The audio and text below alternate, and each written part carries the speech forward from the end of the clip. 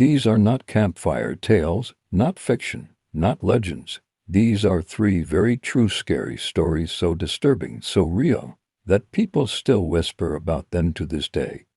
If you're watching this at night, you might want to turn on a light, and if you're brave enough to, stay till the end, hit that subscribe button, because what you're about to hear will crawl under your skin and never leave. Let's begin.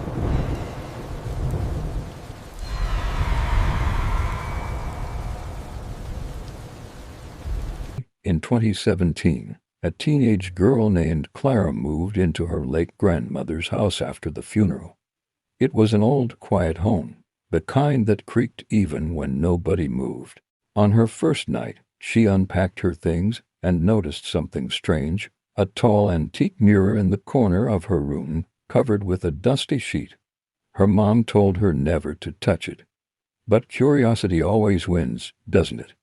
When she lifted the sheet, she saw her reflection. But something was off. Her reflection didn't move. She blinked, her reflection didn't. Instead, it smiled. That night, Clara woke up to the sound of soft tapping. It came from the mirror. Tap, tap, tap, and when she looked, her reflection was gone. The next morning, her mother found her asleep on the floor, whispering the same words over and over. Don't look at it. Don't look at it. When police later investigated, they found handprints from the inside of the mirror. And Clara, she never went near a mirror again. To this day, visitors claim they still see a smiling face watching from that mirror's surface, even though the mirror was shattered years ago.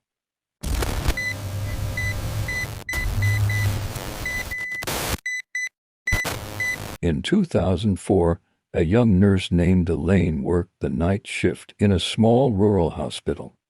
She was the only nurse on the floor that night, and she still remembers what happened like it was yesterday. Round 2:47 a.m., the call light in room 313 started blinking. Elaine checked her chart, but that room had been empty for 3 days. She thought it was a system glitch, until she heard it, a woman's voice, hoarse and faint, whispering through the intercom, "Please, I need help." Elaine's blood ran cold. She grabbed her flashlight and walked down the hall. The door to room 313 creaked open. The bed was empty, but the blanket was indented, as if someone had just been sitting there. And then the monitor switched on by itself. Beep, beep, beep, heart rate 68 BPM. Breathing normal. Except no one was there. Elaine tried to call her supervisor, but the line went dead. When she turned back, she saw a figure sitting on the bed, a woman in a hospital gown, pale and bruised, staring right at her. Elaine froze.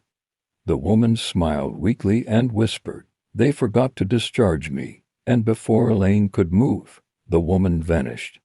When the police arrived the next day, they checked hospital records. Room 313 had housed a woman who died exactly 1 year before, at 2:47 a.m.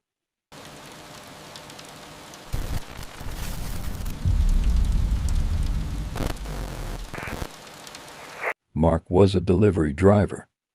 One rainy night, he got a strange call from an old number he didn't recognize. When he answered, a woman's voice whispered, "You left me there." Mark almost dropped the phone. He recognized the voice. It was his ex-girlfriend, who had gone missing 2 years ago. He tried to call back, but the number showed no service. Then his phone buzzed again. This time, it sent him a location pin. Deep in the woods outside town. He shouldn't have gone, but guilt eats you alive. He drove there through the storm, headlights cutting through the fog. And then, he saw it, her car. Half buried in mud, windows shattered. Inside, her phone still sat on the seat playing a voicemail. It was his own voice. "I'll come back for you," the exact words he'd said the night she disappeared. Then, from behind him, footsteps. He turned, flashlight shaking, and saw her, soaked, shivering, ice pale like glass. She whispered, "You said you'd come back." Then the light went out. They found Mark's truck the next morning, engine running, headlights on. His phone was still recording. The last thing it captured was a faint voice, close to the mic, whispering, "Now you won't leave me again. If you're still here, congratulations. You just survived 3 true stories that most people can't listen to alone." Which story chilled you the most? Tell me in the comments. And if you want more true nightmares like these, subscribe and turn on notifications, because next time, the story might be yours.